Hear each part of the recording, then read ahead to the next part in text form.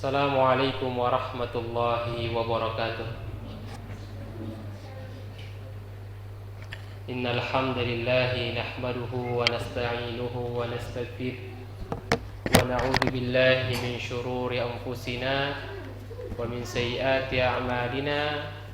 May yahdihillahu fala mudilla lahu wa may yudlilhu falan tajida lahu waliyyan mursyida. Asyhadu an la ilaha illallah wahdahu la syarika lah wa asyhadu anna Muhammadan abduhu wa rasuluhu. Allahumma shalli wa sallim wa barik ala habibina Muhammadin wa ala alihi wa ashabihi wa man sara ala manhajihi wastanna bi sunnatihi ila yaumiddin. Amma ba'd. Jamaah maghrib yang dimuliakan oleh Allah Subhanahu wa ta'ala, pertama-tama tentu saja kita bersyukur kepada Allah Subhanahu wa ta'ala yang senantiasa memberikan kita kenikmatan-kenikmatannya untuk kita bisa gunakan untuk beribadah kepada Allah Subhanahu wa ta'ala. Karena begitu banyak manusia yang diberikan nikmat kesehatan dan nikmat kekuatan, namun ternyata dia tidak menggunakannya untuk beribadah kepada Allah Subhanahu wa ta'ala. Jiwanya sehat, namun hidayah tidak menyapa di dalam kehidupannya. Salam dan salawat kita kirimkan kepada Nabiullah Muhammad sallallahu alaihi wa alihi wasallam, Nabi yang menjadi panutan di dalam kehidupan kita. Ma'asyiral muslimin yang dimuliakan oleh Allah Subhanahu wa ta'ala, alhamdulillah pada malam hari ini kita kembali melanjutkan kajian tafsir kita, kajian yang membahas tentang isi kandungan yang ada di dalam Al-Quran. Kita berusaha untuk Al-Quran tidak sekedar kita baca, kita berusaha untuk Al-Quran tidak sekedar kita lihat, tapi kita pantau, kita renungi, dan akhirnya kita mengamalkan setiap jengkal yang ada di dalam Al-Quran. Dan itulah makna dari kita beriman kepada Al-Quran, yaitu kita benar-benar mengamalkan perintah-perintah dan larangan-larangan yang ada di dalam Al-Quran. Alhamdulillah pada malam hari ini kita sudah masuk ke pembahasan yang baru, surah yang baru, yaitu surah Al-Kautsar. Surah Al-Kautsar. Surah ini dia diturunkan di kota Mekkah sebelum hijrahnya Nabi sallallahu alaihi wasallam, wa hiya makkiyah, atau biasa kita sebut sebagai surah yang bergenre makkiyah, yang turun sebelum hijrahnya Nabi sallallahu alaihi wa alihi wasallam.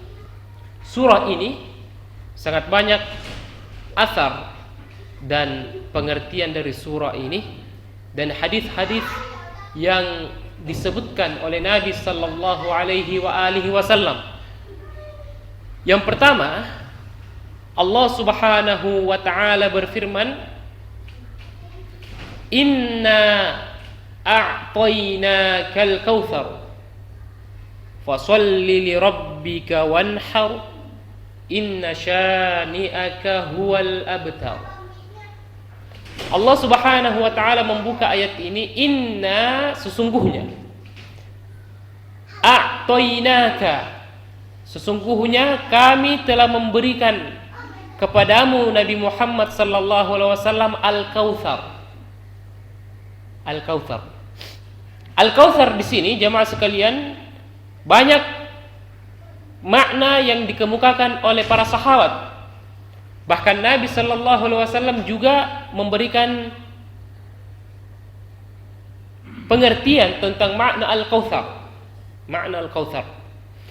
Yang pertama, Al-Kautsar ini bermakna telaga yang ada di surga kelak, di akhirat.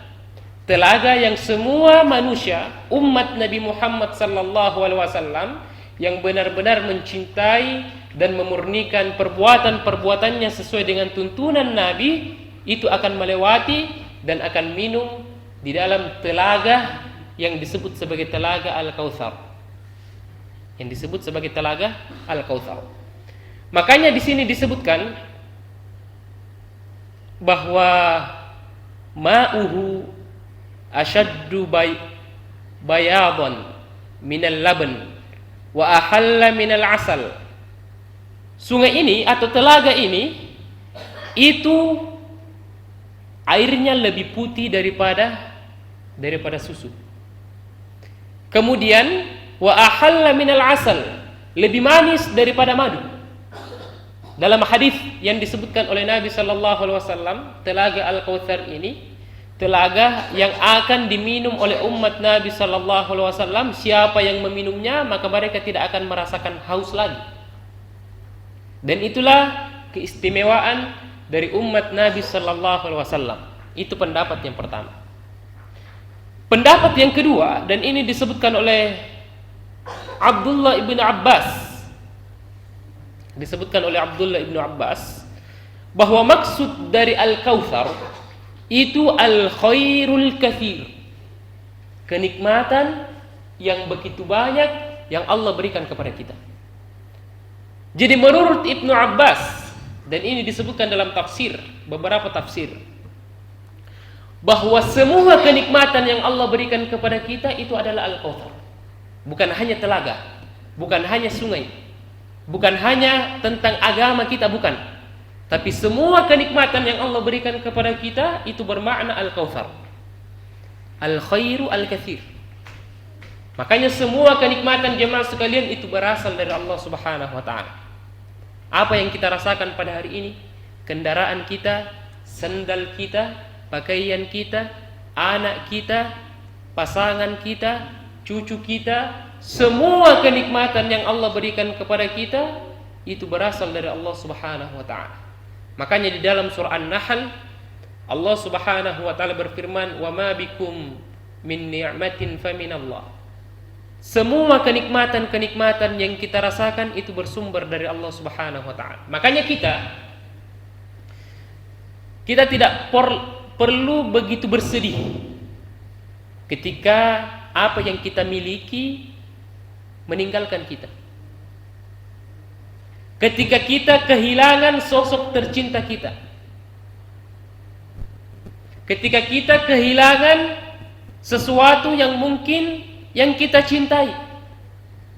Nabi sallallahu alaihi wasallam mengajarkan kita untuk tidak terlalu bersedih terhadap setiap ketetapan dan kenikmatan yang diambil oleh Allah Subhanahu wa taala. Makanya di dalam sebuah perkataan, dalam sebuah kitab yang berjudul Awwalu Marrah Atadabbarul Quran. Awwalu Marrah Atadabbarul Quran ini sebuah kitab tadabbur yang begitu ringkas tapi sangat banyak poin yang kita bisa dapatkan. Salah satu poin yang dia sebutkan